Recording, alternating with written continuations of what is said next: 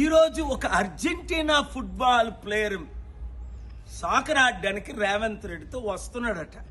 దానికి 3,000 మంది పోలీసులు, 100 కోట్లు ఖర్చు. మన ఉస్మానియా యూనివర్సిటీకి మాత్రం రేవంత్ రెడ్డి వెళ్ళి ఫేక్ అగ్రిమెంటో ఫేక్ చెక్ ₹1 ఇవ్వలేదట. 1000 కోట్లు ఇస్తున్నానని చెప్పి. ఏదో క్రికెట్ ప్లేయర్స్ తప్ప 20 దేశాలు ఆడుతాయి. 200 దేశాల్లో ఆడిన ఆటకు మనకు గోల్డ్ మెడల్స్ అయ్యి కారణం రాజకీయ నాయకులు. మెస్సీ కొరకు 100 కోట్లు ఖర్చు పెడతారు, విగ్రహాలు కడతారు.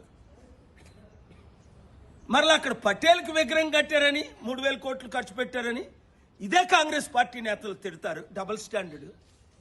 మన స్టూడెంట్స్ని మాత్రం పట్టించుకోవట్లేదు. మార్పు రావాలి. వినండి, వాడిస్తే మనకేంటి, వాడు రాకపోతే మనకేంటి. రాజకీయ నాయకులకి పని పాటలేక దోచుకున్న లక్షల కోట్లు. రాహుల్ గాంధీ ప్రత్యేక ఫ్లైట్లో మెస్సీని కలడానికి ఢిల్లీ నుంచి వస్తున్నాడు.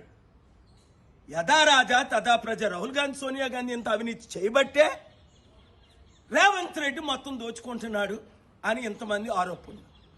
మార్పు రావాలి. ఆ మార్పు మనమే తేవాలి. మన దేశాన్ని చైనా కంటే, అమెరికా కంటే, రష్యా కంటే నెంబర్ 1 చేసి తీరాలి.